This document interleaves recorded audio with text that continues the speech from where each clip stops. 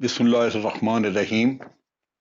मैं हूं जनरल अमजद शुएब और आप देख रहे हैं डीडीपी एनालिटिका। आज हम बात करने जा रहे हैं चाइना और भारत के दरमियान जो कशीदगी बढ़ती जा रही है उसके बारे में। और लगता यूं है कि हालात निस्बतन पहले की निस्बत तो खराब हैं ही, मजीद खराब हो रहे हैं, होने की तरफ जा रहे हैं। आपको याद होगा कि कुछ ही दिन पहले की बात है कि भारत के जो चीफ ऑफ डिफेंस स्टाफ हैं, जनरल बिपिन रावत, उन्होंने कहा था कि गुफ्तो शनीद तो हम कर रहे हैं, लेकिन हमारे पास मिलिट्री ऑप्शन भी टेबल पे है, वो भी हम इस्तेमाल कर सकते हैं। तो उस दिन से ये यूं लगता था कि ये गिदड़ भपकी, ये ऐसे ही कहा जा रहा है। लेकिन अब यूं लगता है कि गालिबन नेगोशिएशंस और बातचीत का जो जिक्र था वो तो एक डिसेप्शन थी, एक था धोखा कि दुनिया को, चाइना को ये बावर कराया जाए कि हम बहुत ज्यादा मोहतात हैं और बातचीत की तरफ माइल हैं, लेकिन दूसरी तरफ मिलिट्री ऑप्शंस जो है वो इस्तेमाल की जाए, और लगता है कि उन्होंने वो किया। अब सूरत हाल ये है कि इंडिया कहता है कि चाइना ने पेंगोंग झील जो है उसका जनूबी किनारा, उसकी तरफ आके तो चाइना ने यहाँ पे वायलेशन की है एलएसी की, जबकि चाइना ये कहता है कि इंडिया ने एलएसी की वायलेशन की है, जबकि हम एलएसी के ऊपर ही खड़े हैं और हमारे ट्रुप्स जो है वो क्रॉस नहीं गए। अब ये जो खिलाफ वर्जी की है इंडिया ने या चाइना ने, ये तो एक ऐसा मसला है कि इस तरह बातचीत में उसका फैसला नहीं, लेकिन हम तज्जिए के तौर पे देख सकते हैं कि ये किसकी कारस्तानी है, किसने ये काम किया है। अब चीज ये है कि अभी चाइना जब आ गया है इधर, या चाइना अपनी लोकेशन पे है, तो भारत का क्लेम ये है कि उन्होंने दो पहाड़, जो दो बड़े प्रोमिनेंट वहां पे हाइट्स हैं, एक को ये ब्लैक टॉप कहते हैं और दूसरी को हेलमेट टॉप कहते हैं, ये दो ऐसी हाइट्स हैं जो कि चाइना ने कब्जे में कर ली हैं। और अब यहां बैठ के चाइना को बड़ी दूर तक पूरी वो सर्वेलेंस कर सकता है, और उनकी ऑब्जर्वेशन जो है वो इंडिया के अभी स्ट्रेटजिक, यानी उनकी चुशल की जो है इलाका था, गैरिजन वगैरह, वहां तक उनकी जाती है ये नजर वगैरह, और वहां तक वो देख सकते हैं। लिहाजा उनके ख्याल में ये चाइना को एक बहुत बड़ा एडवांटेज मिल गया कि अब वो भारत की मूवमेंट वगैरह देख सकता है। लेकिन देखने की बात यह है कि इनमें से झूठ कौन बोल रहा है। हमारा अपना तजर्बा है कि भारत बहुत झूठ बोलता है, और खास तौर पे जब से मोदी हुकूमत में आए हैं तो झूठ तो एक सरकारी तौर तरीका का हिस्सा बन चुका है, और झूठ के बगैर वहां पे कोई बात नहीं होती। और बदकिस्मती कि इसमें उनके सर्विस के चीफ जो हैं, सोल्जर्स वगैरह, इनके कमांड, वो शामिल हैं इसमें, मोदी के साथ अपने मकसद और मकासद के लिए, अपने मतलब हल करने के लिए वो मोदी की सियासत में शरीक हो चुके हैं, और उसके झूठ को सहारा देते हैं झूठ बोल के। ये एक अफसोसनाक चीज है, क्योंकि उमूमन तस्वर यह किया जाता है कि जो सोल्जर है वो सोल्जर, वो बिल्कुल वो स्ट्रेट बात करेगा और वो किसी के झूठ का हिस्सा नहीं बनेगा, क्योंकि उसने जमीनी हकायक को फेस करना है, उसने जाके जंग लड़नी है। लेकिन यहाँ पे मामला कुछ उलट है, और हम चूंकि बेपनाह झूठ सुन चुके हैं, कई झूठ इनके पकड़े जा चुके हैं, जिनकी वजह से अंदाजा यही है कि ये भारत की तरफ से झूठ बोला गया। अब सूरत हाल ये है कि गलवान वैली में चाइना के पास जो इलाका है वो कुछ इलाका वो भारत क्लेम करता रहा है, और वो इलाका भारत का ख्याल है कि चाइना ने कब्जा कर लिया, जबकि एलएसी के उस तरफ था और भारत का हिस्सा था। जबकि चाइनीज का ये ख्याल है कि वो ये सोच के कि यहाँ अमन है और दोनों साइड जो है वो एक एक इत्तफाक राय के साथ पुरअमन तरीके से रह रही हैं, तो उन्होंने गालबन इस इलाके को अंडर कंट्रोल नहीं रखा था, या यहाँ पे इलाका उन्हीं का था, लेकिन उन्होंने इसके ऊपर कोई पेट्रोलिंग वगैरह शायद नहीं इतनी रखी हुई थी, और भारत ने मौका पाके उसको कब्जा कर लिया। और जब काफी देर तक कब्जा रहा तो फिर चाइना को मोस्ट प्रॉब्ली एक्शन करके उनको निकालना पड़ा। हमें बिल्कुल इस चीज का अंदाजा है कि सियाचिन का इलाका इसी तरह ही भारत ने कब्जा किया था, कि सियाचिन का इलाका, चूंकि हमें हमारे एग्रीमेंट में यह मौजूद था कि एक स्ट्रेट लाइन जो खींची गई है नक्शे पे, उसके लेफ्ट तरफ हमारा है और राइट पे भारत का है, लेकिन भारत ने उस लाइन को वायलेट करके खाली देखा सियाचिन और उधर आके बैठ गए। अब वो पिछले कई साल से ये हमारा भी मसला चल रहा है। तो ये काम इन्होंने चाइनीज के साथ किया, लेकिन उन्होंने इनको वहां से मार के निकाला। नतीजा ये हुआ कि अब गलवान वैली जो है वो चाइना के पास मुकम्मल तौर पे है और उसमें गलवान वैली में दाखिल होने का भारत के पास कोई जरिया नहीं है। कहा जाता है कि यहां पे गलवान वैली में भारत ये कहता है कि उनके ख्याल के मुताबिक तकरीबन 1000 मुरब्बा किलोमीटर का इलाका जो भारत समझता है कि उनका था, वो अब चाइना के कब्जे में जा चुका है। तो गलवान वैली में ये सूरत हाल है। अब चूंकि यहाँ बड़े पहाड़ ऊंचे हैं, बड़ा दुश्वार गुजार इलाका है, तो भारत को ये अंदाजा हो गया, यहाँ जब उन्होंने अपने लोग 20 मरवाए, कुछ कैदी भी हो गए, तो उनको ये अंदाजा हो गया कि यहाँ पे इस तरह जैसा कि वहां पे माहौल है कि आप फायर आर्म्स नहीं यूज करते, तो उनको अंदाजा हो गया कि इन पहाड़ों से चाइनीज को निकालना उनके बस की बात नहीं है। लिहाजा उन्होंने जो प्लान की वो ये थी कि अब 3000 किलोमीटर का जो फ्रंट है इनकी बाउंड्री है, बॉर्डर है, उसमें किसी और जगह जहां चाइनीज निस्बतन कमजोर नजर आए वहां जाके कब्जा कर लिया जाए जगह का, और फिर यानी चाइनीज की जगह पे कब्जा कर लिया जाए, चाइनीज के इलाका पे कब्जा करके तो चाइनीज को कहा जाए कि आप गलवान का इलाका खाली करें और हम फिर इधर का खाली करेंगे इलाका। सो एक सौदेबाजी का इरादा करके तो इन्होंने पेंगोंग सेक्टर जो कि एक झील है उसके साथ एक इलाके में इनकर्शन की। अब यहां यही झगड़ा है कि ये, जैसे मैंने शुरू में कहा कि भारत समझता है, भारत कहता है, उसका चर्चा ये है कि चाइना ने ये इलाका आके कब्जा किया है, और चाइना कहता है कि, और चाइनीज एम्बेसी ने दिल्ली में बहुत स्ट्रांग उन्होंने बयान दिया, उन्होंने कहा कि ये बहुत ज्यादती आप लोग कर रहे हैं कि आके हमारी सॉवरेनिटी वायलेट कर रहे हैं, हमारी एलएसी क्रॉस करके आप इधर आते हैं, और भारत को वार्न किया उन्होंने कि ये आप जंग बढ़ा रहे हैं। अब मसला दो तरह का है कि भारत ये क्यों करता है।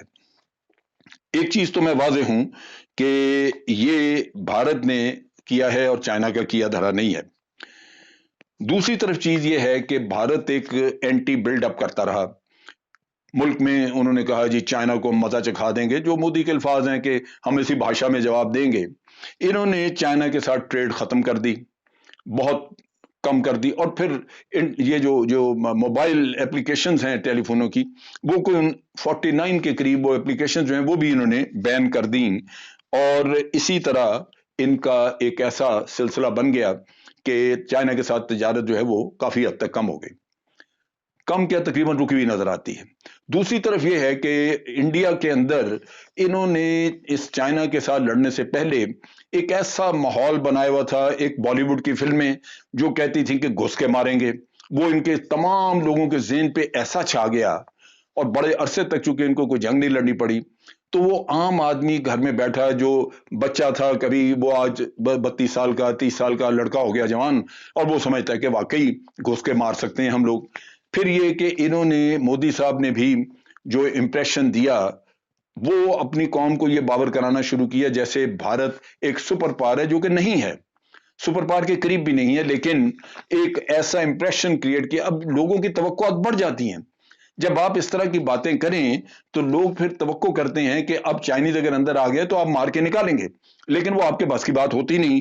अब ये परेशानी है भारत के लिए बहुत बड़ी कि किस तरह ये सूरत हाल, मोदी साहब अपनी इज्जत को बहाल कैसे करें, ये सबसे बड़ा मसला उनके लिए। चुनाचे इन्होंने ये जो सदर्न एंड, इसका एंड है पेंगोंग झील का सदर्न साइड पे, इन्होंने वहां पे चाइनीज की जो पोस्ट है, चाइनीज का जो इलाका है, उस पे इनकर्शन की और वहां पे कोशिश की इन्होंने कब्जा करने की, लेकिन चाइनीज ने ना सिर्फ इनको मार भगाया बल्कि इनके कुछ कैदी भी ले लिए, और हमारी इतला के मुताबिक कोई 6 से 8 लोग इनके मारे गए, इनके 2 ऑफिसर भी मारे गए वहां पे, और उसके बाद इनको वो इलाका खाली करना पड़ा। और ना सिर्फ ये हुआ, अब इनके कहने के मुताबिक चाइना ने उससे आगे आके 2 और हिल टॉप्स जो हैं वो कब्जा कर लिए, जिसका मैंने जिक्र किया कि ब्लैक टॉप और हेलमेट टॉप जिसको ये कहते हैं, ये कह रहे हैं कि जी चाइनीज ने कब्जा कर लिया है और ये भारत की थी। अब ये सूरत हाल पैदा की क्यों इन्होंने? असल चीज ये है कि मैं समझता हूं भारत इसका जिम्मेदार है, इनको ये सूरत हाल पैदा नहीं करनी चाहिए थी। अब मसला ये है कि अमेरिका इस वक्त चाहता है कि भारत किसी तरह चाइना की तरफ, चाइना के साथ महाज खोले, और भारत का मसला यह है कि इनकी इकोनॉमी जो है वो बड़े बुरे हाल में है। 24% के करीब, यानी 24% एक, आप कह लीजिए कि इस शरह से इनकी इकोनॉमी सुकड़ रही है। और ये मेरे फिगर नहीं, इंटरनेशनल फिगर्स हैं जो दिए जा रहे हैं। इसका मतलब ये है कि भारत के लिए अपनी इकोनॉमी को संभाला देना आसान नहीं है, कोई ऐसा जरिया उनके पास नहीं है, क्योंकि कोविड-19 ने आके मजीद दचका दिया और इकोनॉमी बर्बाद कर दी। दूसरी तरफ यह है कि कोविड-19 की हैंडलिंग चूंकि मोदी की बड़ी खराब थी, जिसकी वजह से अमवात बड़ी हुई, बल्कि आप यूं देख लीजिए कि अभी 30 अगस्त को जितने लोग कोविड-19 से बीमार हुए हैं या उनको इन्फेक्शन हुई है, वो दुनिया में भारत के एक दिन की सबसे ज्यादा तादाद है। अमेरिका में भी उतने नहीं हुए। इसका मतलब यह है कि दुनिया वहां पे भारत में अवाम जो हैं वो परेशान हैं, और लाजमी बात है कि मोदी से मुतनफ़र होंगे, लेकिन मोदी एक जालिम आदमी जिसने कि अपनी सियासत बचाने के लिए हर चीज को दांव पे लगाना है।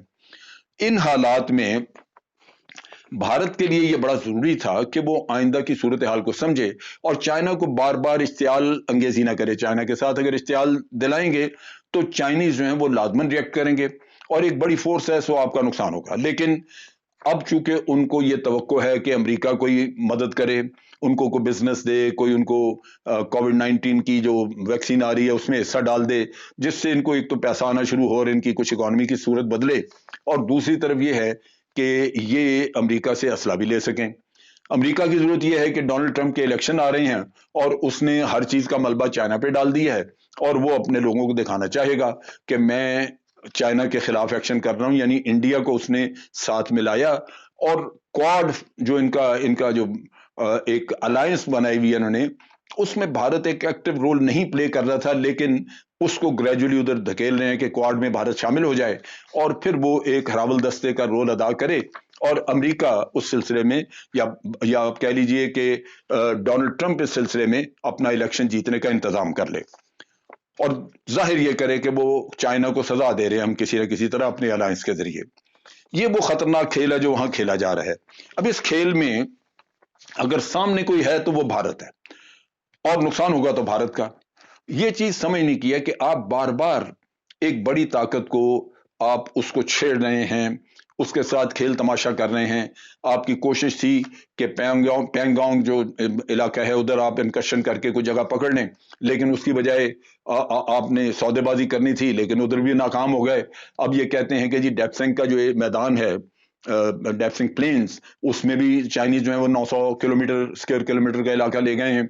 इसका मतलब है कि 1000 किलोमीटर का इलाका इनके ख्याल के मुताबिक गुलवान वैली में ले गए और 900 का इधर ले गए। और अगर आप इसी तरह छेड़छाड़ करते रहेंगे तो मजीद इलाके अपने गंवाएंगे, अगर वाकई आपके इलाके उन्होंने कब्जा किए हैं, जो कि चाइनीज नहीं मानते। चाइनीज कहते हैं कि जी इलाके हमारे ही हैं, हम उसी में बैठे हुए हैं, ये आते हैं इधर लाए। और वो मैं ज़हनी तौर पर इस चीज को कबूल करता हूं कि भारत ये काम करता है। इन्होंने नेपाल के साथ किया, इन्होंने पाकिस्तान के साथ किया, हर किसी के इलाके में ये घुस के उसको पकड़ने की कोशिश करते हैं। फिर जब आगे से इनको मार पड़ती है तो फिर पीछे जाते हैं। अब चाइनीज ने इनको पकड़ा हुआ है। इन हालात में मैं समझता हूं कि सूरत हाल खासी खतरनाक है। इन्होंने भारत ने ये किया है कि पैंगोंग के इलाके से इन्होंने सिविलियन पॉपुलेशन को वहां से निकालना शुरू कर दिया, उनको बाहर वहां से, क्योंकि एक अगर जंग छिड़ जाती है तो सिविलियन आबादी का नुकसान होगा। आबादी तो बहुत नहीं, लेकिन बहरहाल जितनी आबादी है उसको वहां से शिफ्ट कर रहे हैं पीछे। और आगे इन्होंने मेन बैटल टैंक्स वगैरह अपने लेके आए हैं, इन्होंने अपने हेलीकॉप्टर्स वगैरह आगे मूव किए हैं। इसका मतलब यह है कि भारत की नीयत अभी भी है कि वो चाइना के साथ टक्कर ले।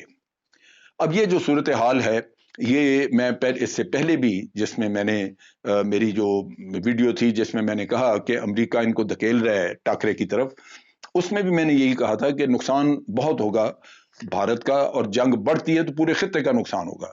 जंग एक ऐसी चीज है जो कि बड़े, जिसमें पैसा खर्च होता है, इंसान मारे जाते हैं, इक्विपमेंट बर्बाद होता है। ये सारी चीजें सिर्फ एक साइड के लिए, दोनों साइड का नुकसान होता है। लेकिन जो बड़ी साइड है, जिसकी इकोनॉमी मजबूत है, जिसके पल्ले पैसा है, वो बर्दाश्त कर जाता है, और दूसरे के लिए मुश्किल होता है। तो ये इन हालात में जहां भारत आजकल लुटा फुटा है, इसको सोचना चाहिए कि ये जंग लड़ने वाली है या नहीं। इन्होंने चाइनीज के पीछे ना सिर्फ इस जंग में इन्होंने पूरी तरह हमला किया आगे से, बल्कि इन्होंने अपने जो कमांडो ट्रुप्स से वो भी आगे भेजे, यानी उनको चाइनीज के पीछे गालबन उतारा। हो सकता है उसकी वजह से चाइनीज को कुछ कैलिटीज हुई हों, लेकिन ये ट्रुप्स भी वहां से नाकाम लौटे, इनके ऑफिसर मारे गए वहां पे। ये गालिबन कैप्टन डिकशांत थापा, वो मारा गया वहां पे। उसके साथ साथ कोई 8-7 लोग भी मारे गए और वो हमला नाकाम हुआ। आप चाइनीज से नहीं छुड़ा सके। तो ये सबक है, ये लेसन है कि यहां से समझना चाहिए कि ये लद्दाख का जो बड़ा दुश्वार गुजार इलाका है, बजाय इसके कि यहाँ फसाद पैदा किया जाए, और फसाद पैदा करेंगे तो नुकसान होगा, और फसाद पैदा नहीं करेंगे तो सिचुएशन को संभाला जा सकता है। लेकिन मेरी ये तवक्को जो है कि जी ये अमन रहे, वो मोस्ट प्रॉब्ली कामयाब नहीं होगी। उसकी वजह यही है कि ये तवक्को पूरी करने के लिए सब्र चाहिए, जो भारत के अंदर है नहीं। जिसके अंदर लालच है, जो दूसरों की इलाकों पे नजर रखता है, लाजमन उसके लिए फिर आइंदा मुश्किल हालात होते हैं। और मेरा अपना अंदाजा है कि भारत मजीद नुकसान के लिए, मजीद नुकसान उठाने के लिए उसको तैयार रहना चाहिए। खुदा हाफिज।